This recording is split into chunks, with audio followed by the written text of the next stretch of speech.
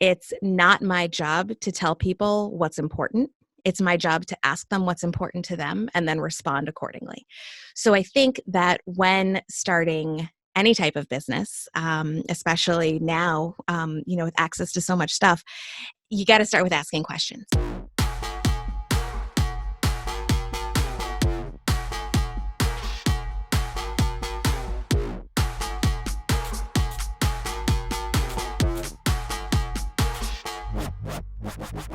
Hey guys, what's up? It's Brian Orr, aka DJ Twist, and you are listening to the Twist Life podcast. My guest today is Diana Spalding.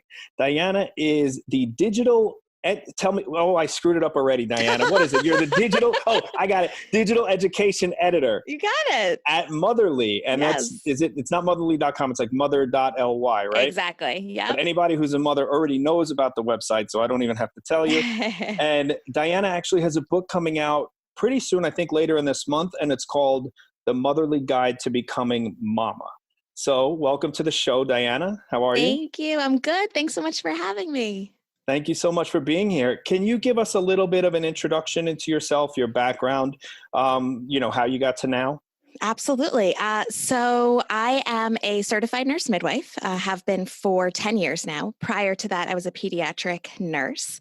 And I started working with Motherly about 3.5 years ago. They found me via something that I had written online, came to me, asked if I would write a couple articles on, pregnancy and birth. Then I taught our online birth class, and it sort of escalated from there. I've been there for now 3.5 years, and spend, most of my days writing and talking about pregnancy and birth and, motherhood and all the things that come along with it. Cool. Well, can you explain to me what a midwife is? Absolutely. So a midwife is a medical provider who takes care of women across the lifespan. So starting at, puberty all the way up through, for the rest of their lives. Primarily, we focus on pregnancy and birth, usually focusing on people who are having low risk pregnancies and births. But we do, GYN care and, prescribing of birth control and treating, ear infections and all that good stuff as well. Interesting. I didn't know that. I heard the term, but I certainly wouldn't apply it to ear infections. Yeah. Generally that's not the part of the body that we're the most focused on, but we certainly can treat all of the woman, whatever is ailing her in the moment. Okay, cool. So about half my audience is probably parents. Okay, maybe cool. Half of them might be mothers. Sure. So to bring everybody in on this conversation, I have a few different questions that aren't specifically related to parenting, although I will have some, as a father of two, a million questions related to parenting pretty soon. Okay, cool. But first, given the current climate that we're in now,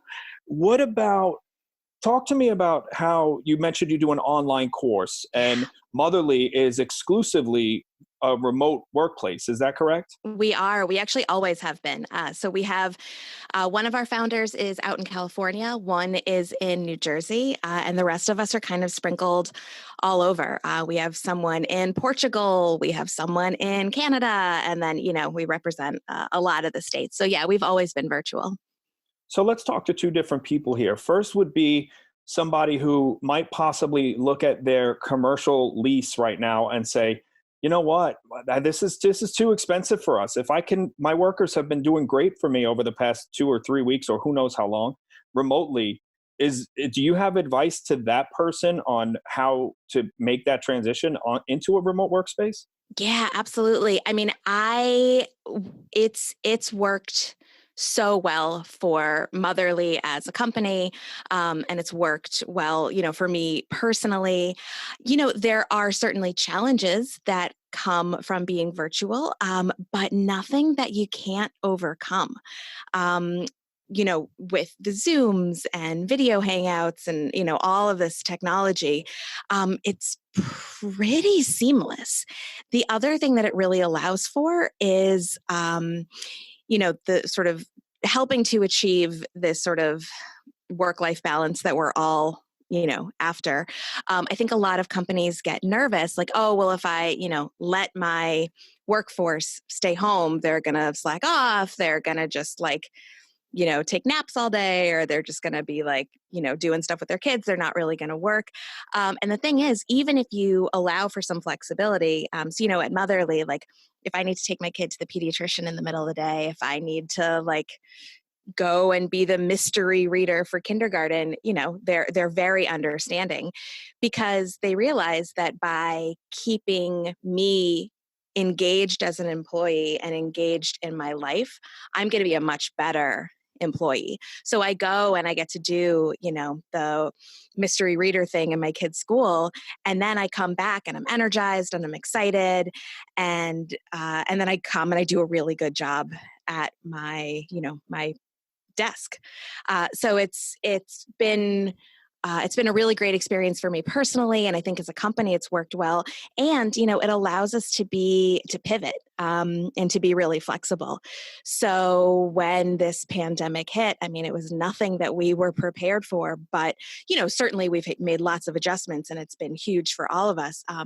But we just kind of kept doing what we've been doing. Hmm. So that piece felt nice. So what about talking to the second person then, who is an employee perhaps, or somebody who now has the time on their hands and the aspirations to start their own type of company, a digital company, whatever that might be, a blog, marketing? What can you give them some advice on the steps to take on how to start maybe launching your own blog, and what type of resources they might be looking for? Absolutely. I mean, I think the number one thing is to ask questions. This is a little bit of a tangent, but my philosophy as a midwife is that it's not my job to tell people what's important. It's my job to ask them what's important to them and then respond accordingly. So I think that when starting any type of business, especially now, with access to so much stuff, you got to start with asking questions. You have to start by sort of saying, what is the real need here, and how can I best use my sort of superpowers to address that need? And then, be willing to pivot, be willing to make changes, and be honest with yourself. Things aren't working, because things aren't going to work all the time. That's part of it. And then, the other piece is just, I think it's so exciting, because this virtual platform has allowed for so many different opportunities. Like really anything that someone is passionate about, there is a way to turn that into a business virtually. And I think that, you start by just asking lots of questions, and then kind of leaping. Nothing's going to be perfect right away. Yeah. But at some point, you have to just kind of leap, and you'll figure it out. You'll Yeah. figure it out. Who are they asking questions to, and how do they reach those people? Yeah. I think that, I mean, certainly it's going to depend on who their audience is. But one of the great things about, this sort of virtual world that we live in now is you have access to everybody. So start with social media. Just start, and start with places like LinkedIn, and Facebook and Instagram, all those places, because you never know who you know and who they know. And I'm always surprised at the like random but serendipitous connections that you can make just by sort of reaching out, and putting it out there. I think that's a big piece of it too, is there's a lot of bravery that needs to happen. We as humans don't like being like criticized. And, when we have this new idea, it feels like this little seedling that we want to protect. But at some point, put it out there, because you may have a person that you went to high school with who randomly is involved in the field or knows somebody that is. So just kind of put it out there and start asking questions of your network. And chances are good that you'll get connected with the people that you need to. Oh, yeah, that's really good. That's really good. Can you talk to me about the process of writing a book? Yeah. Yeah. Is this your first, this isn't your first book? This is my first book. Oh, it is your first book. Yeah, Okay. yeah, yeah. So The Motherly you've Guide done to a lot of Becoming long Mama. form content on the blogs and such. I've written a lot of articles. So, Okay. the articles are, 1,000 words ish.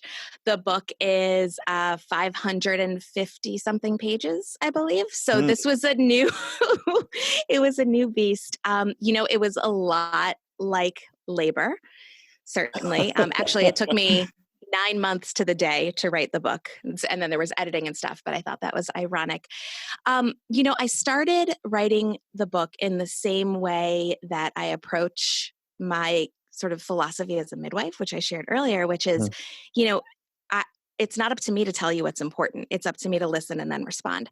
So we actually started by doing sort of what I was just talking about. We went to our community and we said, "Hey, like what do you need in sort of the next big pregnancy guide? What do you love? What do you not really enjoy about what's already out there, and how can we make this as helpful to you as possible?" And then I started writing.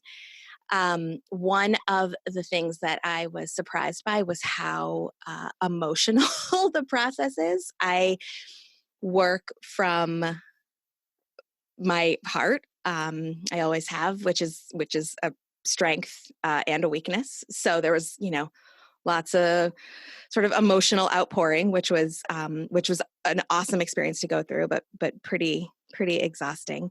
And then also, I really wanted to make sure that I wasn't writing in a vacuum. This, the pregnancy and birth journey is so holistic, and there are so many aspects to it. So there are about 15 or 16 experts that I consulted with in writing the book.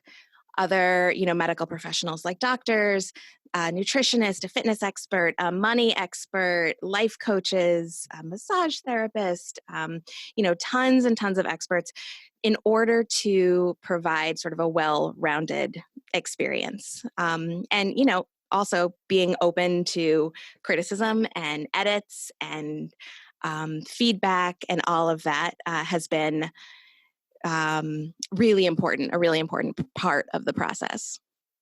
You likened it to being in labor. Yeah. Given the idea of like a midwife or other type, I don't, maybe like a significant other, I don't know what you call the labor partner, the proper term for The it. labor For partner. me, That's it. You yeah. got it. Oh, okay. Yeah. Yeah, yeah, Sweet. yeah. All right. Yay. I remember some stuff from Lamaze class. I Yeah, you're perfect. did. Who was your labor partner in writing your book? Oh gosh, what a great question. There were a number. I would say one of my sort of primary labor partners was someone that I work with at Motherly, named Anne Marie Gambelin. She was my research assistant. So one of the things that was really important about the book was that it was evidence based, and so she, did a lot of the hunting for good quality. Um, Evidence. Also, there were editors involved. There was a publisher involved. There was the founders of Motherly were, helping me. Our art director. So many people have their hands and their heart in this book. And also, the women that I serve. I spent a lot of time. I said how in the beginning of writing the book, I started by asking people what they wanted, but that didn't ever stop. So I would get to a certain point and I would say like, "Hey, I don't know how to talk about this. I don't know what the most helpful way to talk about this is. So let me go to our community." An example of this was exploring how we talk about the word pain. So, for many people, pain is a part of labor and birth, but pain is a loaded word. We have a lot of sort of primal feelings when it comes to talking about pain. And so I wondered, well, do women want me to use the word pain? Or would they rather I use pressure or sensation or discomfort. And so I went to, over 1,000 women and we asked them. And in this case, they said, yes, please use the word pain. So we did. It's They were exactly like, what it is. It's yeah, painful. they were like, we're not going to sugarcoat this. Please call it pain. But yeah, continuing to touch base with the people that I was writing this book for was incredibly important. I started this podcast out of lack of options. The reason why I started this podcast, and I mentioned it briefly in the intro, like my first episode that I put out, was because I was trying to document my life for my kids. And I started by trying to journal, and I couldn't do it. I have it sitting right here, and I started this 4 years ago, and I'm like 20 pages in, right? So that didn't work. I tried doing like video blogging, like where you say, today's April 1st and I made potatoes and that thing, right? And like, that didn't quite work for me either. And then somehow or another, I landed on having conversations because that's kind of what I'm good at. And, having conversations with people and exploring their life and then sort of like relating it to my life where I can. I love that. And that's really, how I landed in a podcast format, ultimately by default, right? Like there was no other options. I couldn't think of any other way to let my kids know, my kids are 4 and 2. Like at some point, I don't know when they're ever going to think I'm cool, if ever, or fun or interesting. So I was like, well, maybe I'll just have something that they might be able to look at. Come on, but having a podcast is cool. Like I think feel so, like right? that's cool, right? Yeah. So I got something going for me. So one of the things that accompanies the podcast, though, is this writing the blogs to like support even my podcast. So even though I don't want to write, I find myself having to write. Yeah. Can you give advice to some people on how to get thoughts to paper? I would say you just have to start. And I know that that's so sort of cliche and it's so generic, but we are our own worst critics. And somewhere between the thought popping into our brain and it getting into our fingertips and into a computer, the amount of like self-critique and, self-judgment is just kind of overwhelming. And if we really paused every time to say like, no, nobody wants to hear that. Nobody wants to hear that. That's dumb. There's no way I could convey that. This is boring. I, wasn't a good writer in high school. There's no way I could do it now. All of the stuff that we tell ourselves all the time, nobody would ever write anything. So I would just say just start, and you can always go back. You can always fix it. You can go back to it. I have articles that I've wrote years ago that like I'll remember in the middle of the night and see if I can go find it, and I edit it and now I love it. And so I put it out into the world.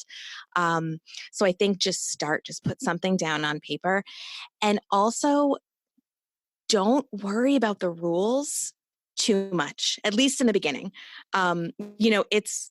It's okay if your writing sounds kind of like you're talking. It's okay if you're more emotional in your writing than you think you, quote, should be. It's okay if you don't have the grammar exactly perfect. Lord knows that my typos are fast and furious anytime that I'm writing. You can worry about all of that stuff later. But you just have to be brave again, and you have to just start the process. And I think that a lot of people would be surprised to find that they actually can write. Do you find writing therapeutic? I do. Yeah. Yeah. It's funny. I also can't journal. And I'm like, well, I'm a writer. Like I should have a journal, and something about, I can't do that aspect of it. 'Cause for me, I'm like, it feels forced or something. I'm not sure. And I know for so many people it's therapeutic. But for me, it's not. But writing for other people, writing to, women who are scared to give birth, or writing to new parents, or whatever it is, I think is a way for me to get out the things that I have been carrying. So it probably is kind of like journaling.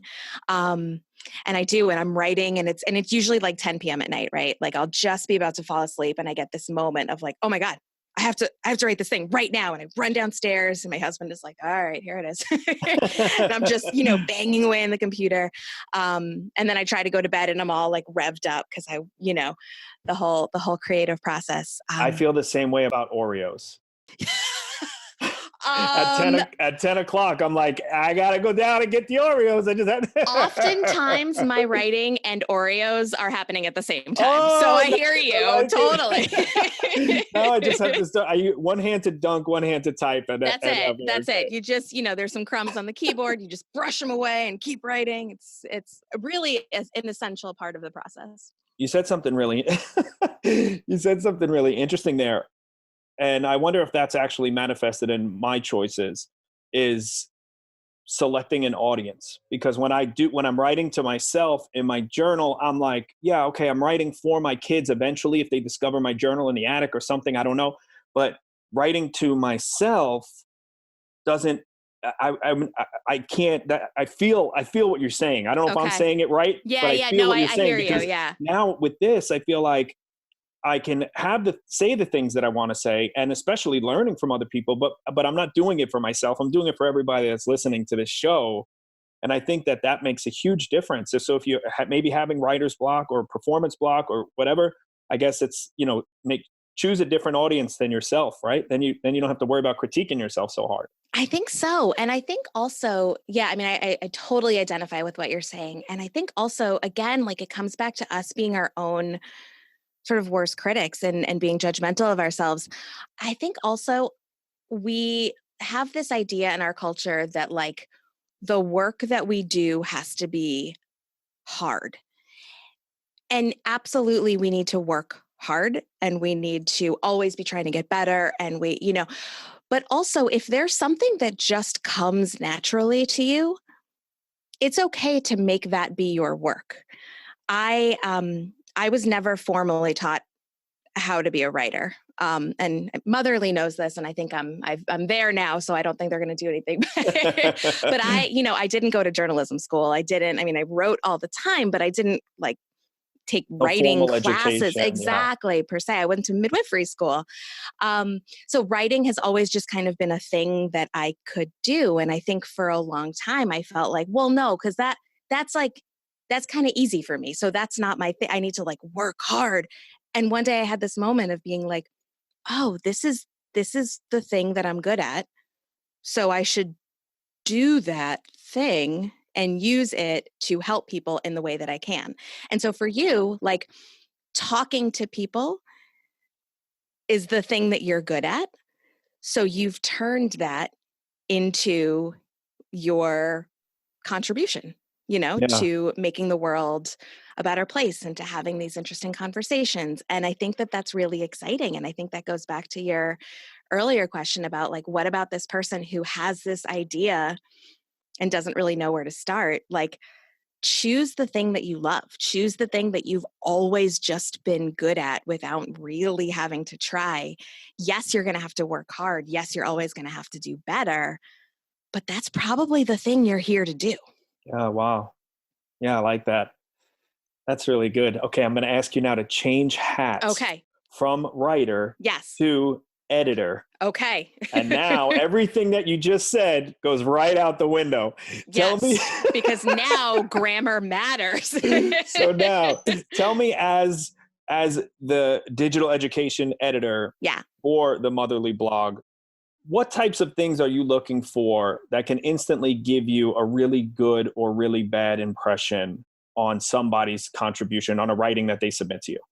Yeah, it's a great question. One of the first things that I look for is tone.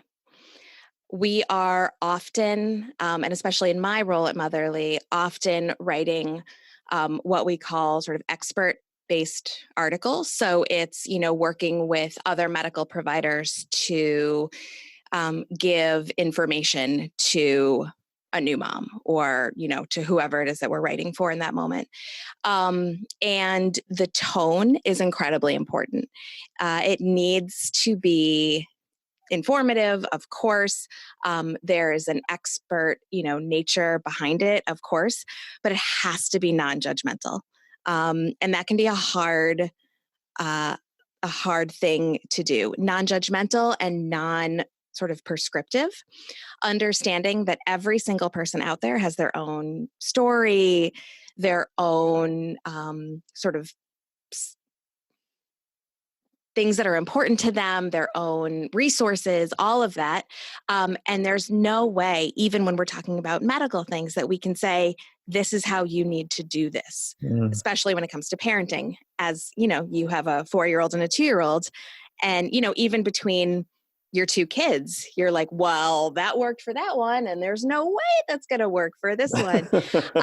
And so I think that it's our job, anyone who's writing content, to put out sort of the information, put out the evidence, but to do it in a way that's accessible and also allows people to apply their own personal story to it. So so the first thing would be, tone, and making sure it's not like obnoxious or, anything. And then also, I look a lot at the sources of information. Where did you get that piece of medical advice? Is it a peer-reviewed journal? Is it the Centers for Disease Control? Or is it like something you heard on Facebook somewhere? So that's a really unless big it was piece on of the Motherly blog, because unless it was on the Motherly website, Facebook in which group case, making sure that the information, because there is just so much noise out there, the virtual, everything that's virtual, it's great, but there's so much stuff out there, and it gets harder and harder to sort of weed through and figure out like, what is the stuff I should be listening to and what is the stuff that's really just noise. So making sure that everything that you produce has like good citations and feels well-rounded is important too. Okay. Now we're going to go into parenting. Okay. Okay. Because I have so many questions. So just spoiler alert, I have Yes. 3 kids and I too have so many questions. Perfect. Perfect. So I actually have some questions that were asked of me to ask you. Oh, okay. During this interview. Cool. So if they fall under your area of expertise, or if you want to just take a guess at them, or who knows what, we can have fun. Nobody's gonna edit this for your educational standards or what. Okay. Right? This is strictly opinion, everybody. Strictly opinion. Okay. Got it. So Michelle asked, how do I encourage my 5-month-old to roll over? She's actually done it before, but she won't anymore. Should I be concerned? That is an interesting question. I think that what I would say for this one is the best bet, and sorry, Michelle, this is an annoying answer. Best bet is always checking in with a pediatrician, just because in my, again, sort of personal experience, most of the time it ends up being fine. And like they rolled over once and they were like, that was cool. And then they just don't again for a while. And most of the time it's normal. But I always think that if for nothing else than like the parents' own sort of mental well-being and sort of confidence and stuff, check in with the pediatrician and just make sure that it's normal so that then you don't really lose sleep over it. Once you get that doctor to be like, yeah, no, it's totally normal, then like the burden, you can just sort of feel it lift off your shoulders, and then you're sort of open to whatever comes. Okay. Once you get that, sort of calming reassurance from the pediatrician, I would say like milestones are so hard because one kid is going to be like a really early talker, and one kid's going to be a really early walker, and one kid's going to be a good sleeper, and all of the different things. And they end up sort of evening out. And like, as we were talking about, like when you're an adult, some people are really athletic. I am not, we all have our skills, and babies are the same way. So, milestones are a stressful thing when you're a parent. Oftentimes it ends up being fine. You touched on a couple things there that actually sort of roll into the second question here. Bethany asked, she has a 3-month-old who sleeps through the night. Congratulations, Bethany. Wow. But she refuses to nap. She's curious if there's a time that the baby should be sleeping throughout the course of the day? If the baby gets all the sleep at night, does it need to nap? It's a great question. One thing, unfortunately, sorry, Bethany, at about 4 months, many babies experience what we call the sleep regression. So there is a chance that this baby who is now sleeping through the night may stop sleeping through the night. Sorry, Bethany. So that may be coming. Generally speaking, babies do need to take naps during the day. But everyone's different. So if the baby seems, well rested and seems like they're still thriving, and again, you've checked in with your pediatrician, there's only so much that you can do. Yeah. The other thing to consider is that there are sleep consultants, and this is their entire job is helping people figure out interesting sleep situations with their kids. So if, you have lots of questions about sleep and concerns about your kid's sleep, that's certainly something to explore. The other thing about sleeping for babies is that a lot of time we grown-ups apply like the same sort of sleep rules that we have on ourselves onto our kids. And that doesn't always translate. And I'm not saying that this is the case with Right. the person who wrote this question. But a lot of times we as grownups, for example, will miss a baby's cues that they're ready to take a nap. And so they start getting a little bit sleepy and we don't put them to bed right away. And then they get like overtired and it's almost impossible to get them to Wow. sleep. So, paying really close attention to the baby, and the first second that you see that they're starting to get tired, if you're able to put them to bed, that may help to change things. But again, without knowing like the whole story of this person, it's Right. hard to say Just completely what's going run on. slowly so you don't disturb them, and then get them in the crib And then get them to bed and then run. Yes, Right. that's exactly it. Okay. One more question from Okay. my audience, and then I have a different segment that I want to get to. So Melissa asked, my first child didn't require any potty training. He was self-taught. Most of the kids in our family are self-taught. My 2-year-old has been taking off her diaper, refuses to go to the potty, but has been pooping all over the house. Oh. Now, full disclaimer, Melissa is my wife, and Yeah. this is my 2-year-old. Oh, man. Melissa. Oh, gosh. So potty training is so tough. Potty training is so tough. And so much of it comes down to the kid's personality, and ends up sort of being like a battle of wills, I guess you can say. I think that I don't know that a study has ever been done on this, but I would say just anecdotally, a lot of people are like, my first kid was fine. My second kid is, Yeah. You're doing like a comparative analysis, and it's yeah, not. yeah, exactly. It's very different. So again, without, knowing your little one, I would pay attention to the reaction that this pooping in the living room Oh, gets. and star asterisk footnote Yeah. and in the tub. And oh God. And when they poop in the tub, it's like a whole, because then you're like, all right, I have this floating, like I got to take the kid out, empty the bathwater, clean the bath toys, clean the kid again. Invariably, Right. you're alone when it happens. So your And you're partner, lucky if it's floating. right? Right. It's like a whole, you're like, there was no class ever that I took No. in all of my days that could teach me how to deal with a kid pooping in the tub. Like Nobody taught me this. it's a whole thing. So I would pay attention to the reaction that this gets, because 2-year-olds think that like everything is funny and they love attention. And so to the extent that you can be as like, non-emotional as Right. possible, I would try that. Also, sometimes just with potty training in general, like sometimes you just kind of have to stop. Sometimes you just have to be like, you know what? Now's not the time, because a lot of kids, especially strong-willed kids, of which I have one, um, like they're going to do it on their terms, and they're going to probably push harder the harder that you push.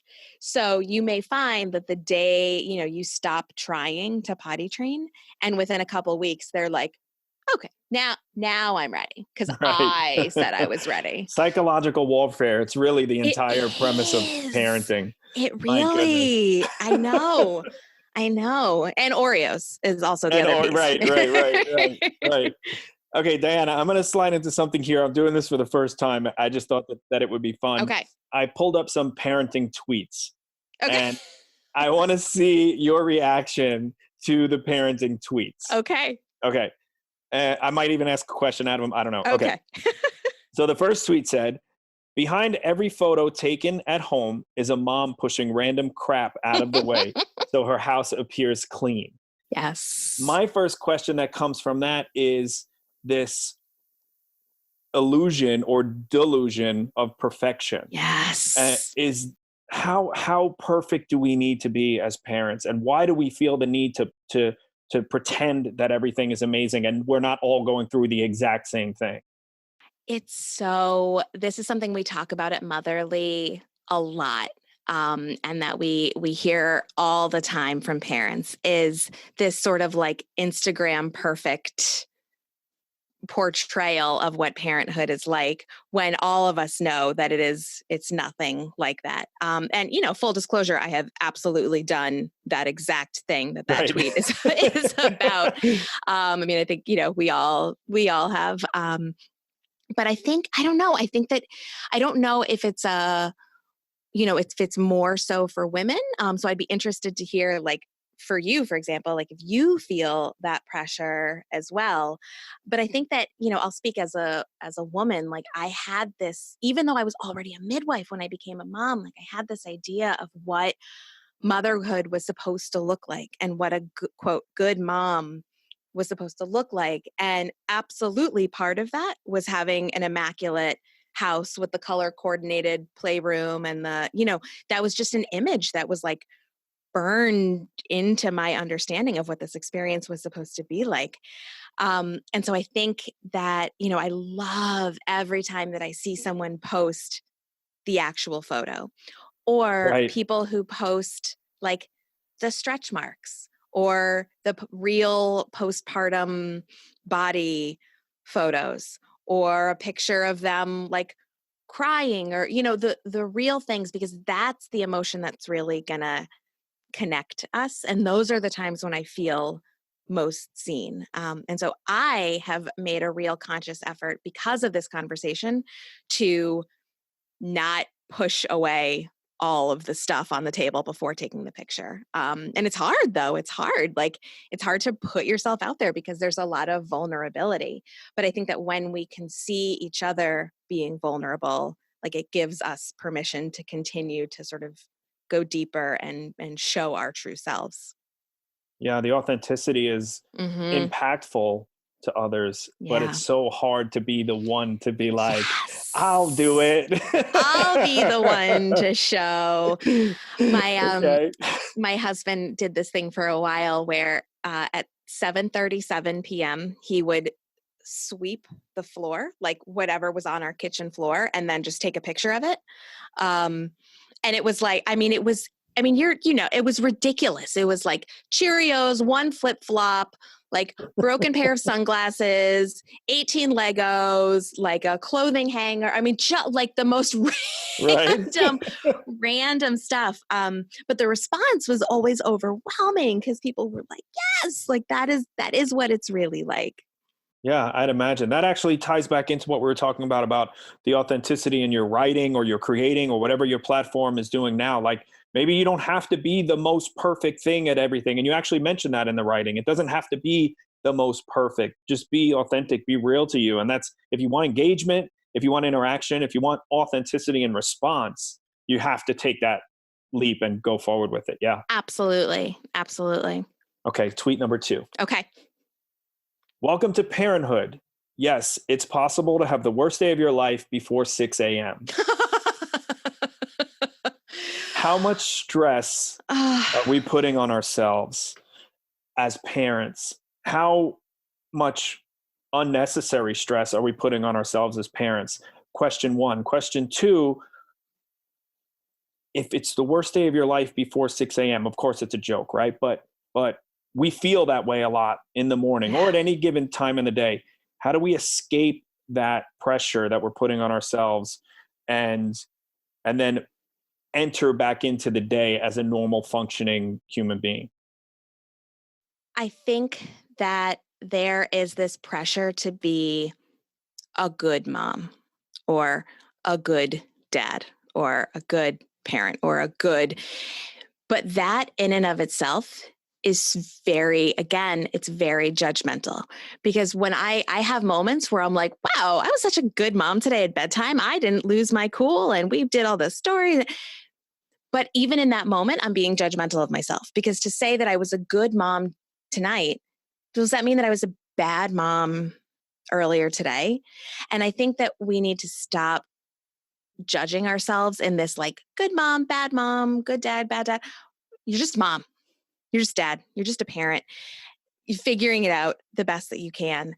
And so I think that if we can sort of shed this idea again of the perfection, and just sort of being authentic and being in the moment, it's not going to stop the really bad moments where we're stressed and we want to cry and Yeah. we feel overwhelmed. That's always going to be there. But if we take the self-judgment out of it, I think it's a lot easier to process, to just kind of like feel our feelings, kind of in the same way that a 2-year-old does, right? Like if a 2-year-old wants an Oreo and you don't give it to them because they've already had 7, they're just going to be mad, and they're just going to feel it. And then when they're over it, they're over it. We kind of have to let ourselves as parents do the same thing, instead of like, oh, I shouldn't. Again, we can always be trying to do better and learn from our mistakes and, all of that. It sounds like, obviously again, like a joke, but he's carrying that emotion with him into his office or wherever he's going Yeah. for the day. Yeah. That seems pretty detrimental. Even though he's making light of it, a lot of people don't or can't, right? It's really stressful. And especially when it comes to your kid, there's this idea like, oh, I shouldn't have snapped them. Like they're going to hate me. I messed them up. There's a lot of pressure. Um, and again, we have to always try and all that kind of stuff. But yeah, I think allowing yourself to be a human, having sort of perhaps the most human experience of all, which is raising other tiny little humans, Right. and giving yourself grace and being gentle with yourself. Absolutely. I like that. Okay. My third tweet of the day Okay. in this new twist tweet moment. I don't I'm know what into this it. is. No, I feel like this is good. I feel like you should keep this going. Okay. My 3-year-old who doesn't notice her pants are inside out or that her shoes are on the wrong feet can spot a diced onion in her food from 3 feet away. Oh, kids and food. I have yet to make a meal for my son that I just, now my entire meal guide is not macaroni and cheese or steak and potatoes. It's just, ooh, disgusting, ooh, disgusting, ooh, disgusting. That's pretty much my only menu. Would you like this ew disgusting today or this ew disgusting today?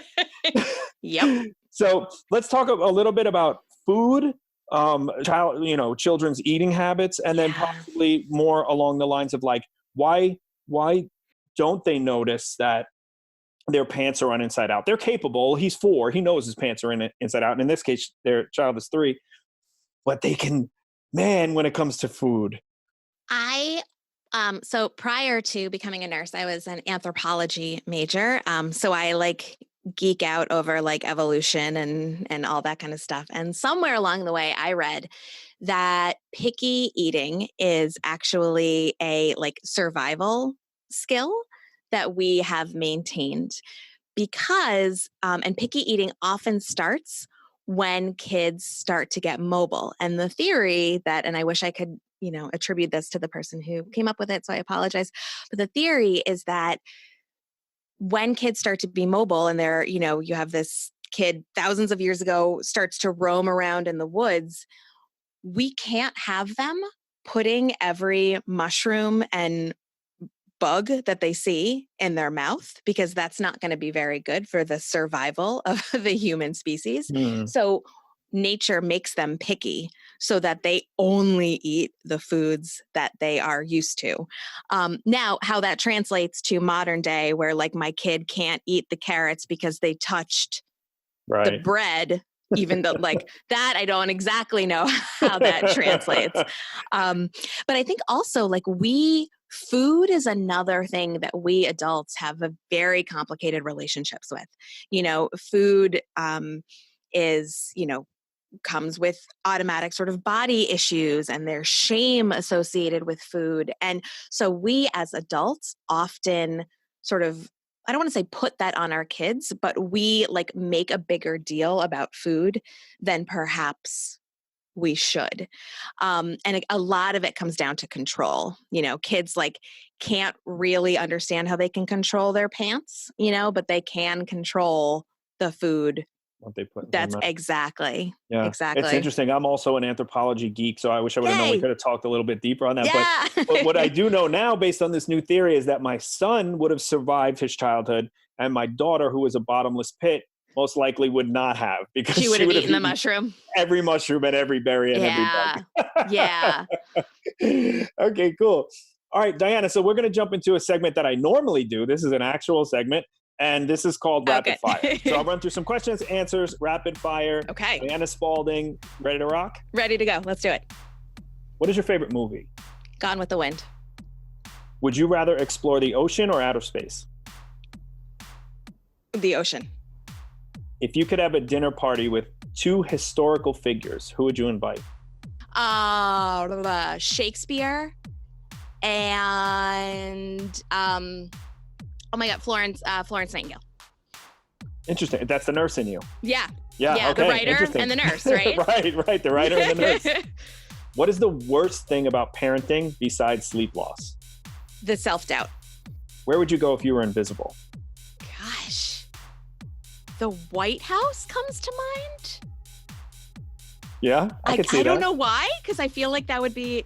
That's not this type of podcast. We're not going to go there. Well, just at any time of history, I mean, it's inaccessible to the average person. So Correct. If you're invisible and you can get in there. Yeah. Yeah, that's cool. I think so. Okay.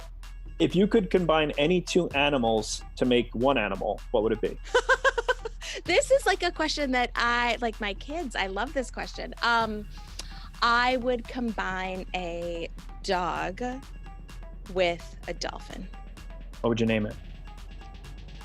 Dogfin. No. What would you name? Not the species. What would you name the thing that? I want to say Flipper, but I feel like that's been done before. It's been done with the dolphin, but yeah. Been done. Okay, yeah. Well, Flipper. That's fine. Flipper that the works. Dogfin. You're in Philly, right? Or I'm outside of Philly. Yeah. Pat's or Geno's? I'm a vegetarian. Oh, I know. I know. I know. Is there a veggie cheese steak? There is. Why is it called V Street? I think it's called V Street. The name is escaping me, and if I'm getting it wrong, but it is awesome, and it's vegan cheesesteak. And I know that sounds disgusting, but it's like legit very good. Okay. Yeah. Okay. Vegetarian. What is the ugliest vegetable? An onion? Only because they make you cry. Is that is an onion? We're going with an emotional we're ugliness. going an emotional discomfort. Yes. Emotional ugliness. Okay. Yes. What do you miss most about living in New York? Oh, that energy.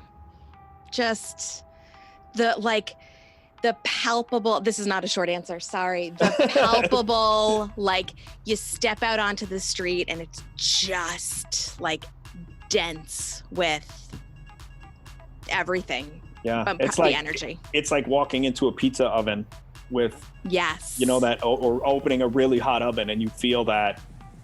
That's what I feel like walking out in the city. Yeah. Yes, I love that. For parents of toddlers, how many bottles per day would you recommend? Parents of toddlers. Oh gosh. Well, now this is where the like scientist in me, I'm like, well, it depends on how old are they. are they 1 in a day? Are they 3? What else are they eating? So quick answer. 3. Okay. I don't know. Is that red or white wine? Oh. See, tricked me. Okay. See, no, I do not advocate 3 bottles of wine per day. Okay. What is the best single piece of advice for soon-to-be fathers? Trust yourself. Yourself. Ooh. Yeah.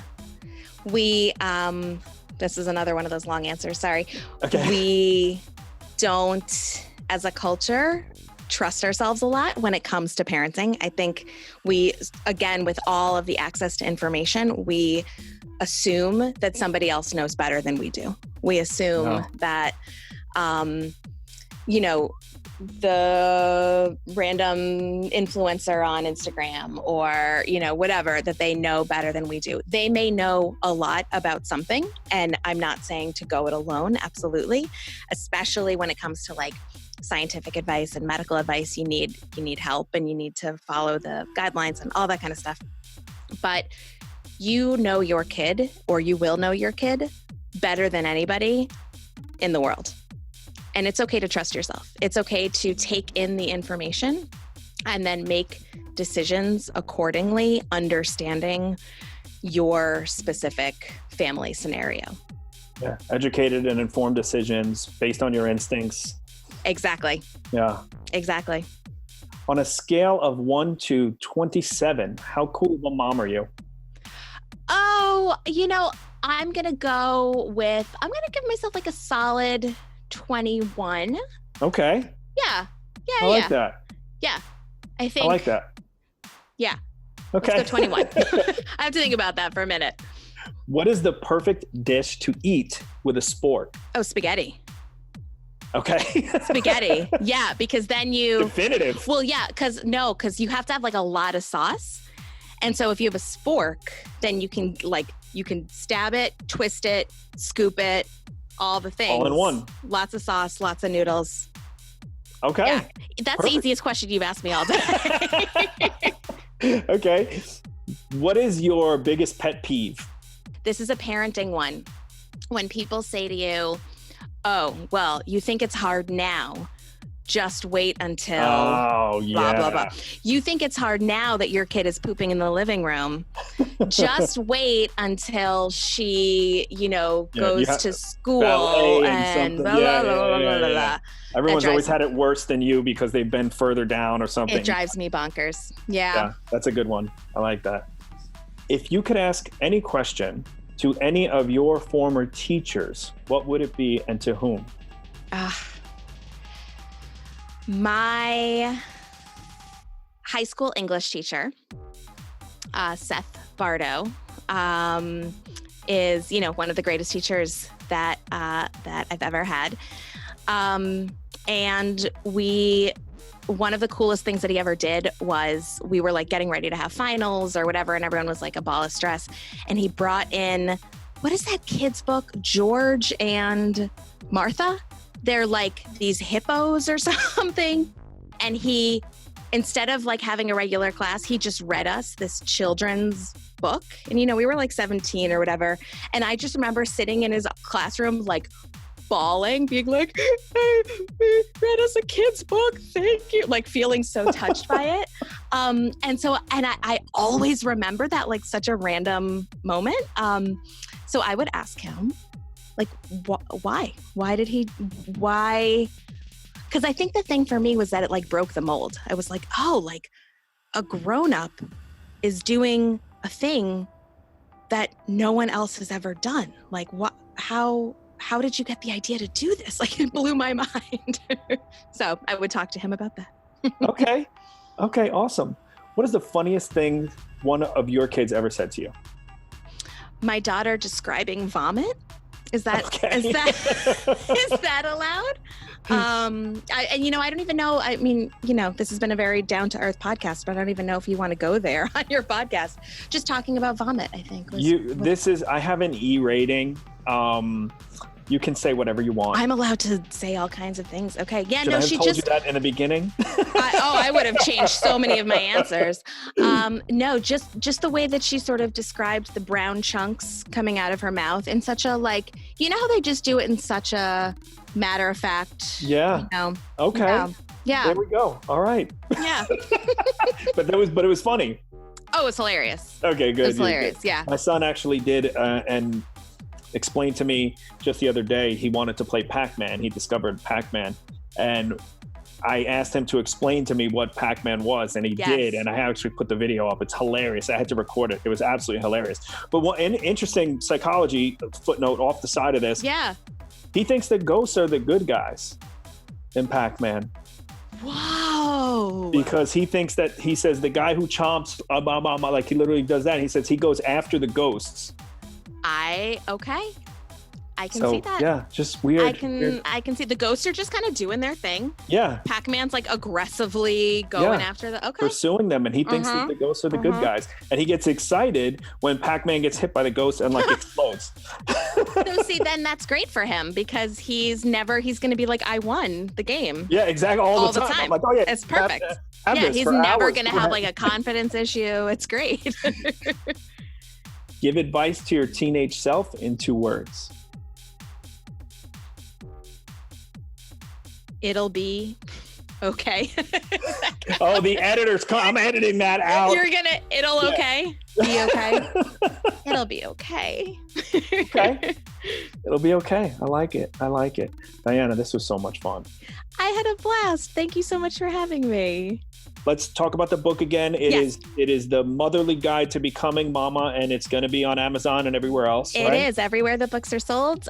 April 14th. So very, very soon. Yeah, very exciting. Very soon. Awesome. And then if somebody wanted to reach out to you personally, professionally, is there a way to get in touch with you? Yeah, absolutely. So they can find me on Motherly. So coming to mother.ly, and you can just search for all my articles and you'll find all kinds of links and all that good stuff there. We're also on Instagram, Facebook, LinkedIn, Pinterest, all those places everywhere. Yeah. Why? Where's Fatherly? Fatherly exists, but we're not connected to them. Oh. I know I don't know what the actual timeline is, but we are not associated with Fatherly at all. Okay. Yeah. If you ever have any fatherly questions or dad questions, feel free to reach out to me. You're my guy. Listen, I have no idea what I'm doing. I have no idea what I'm talking about, but I'd be happy to answer some questions. That's kind of the best though. So yeah, absolutely. we would love it. Okay, cool. Thanks again so much. Cool. And, thanks for having me. We'll talk to you soon.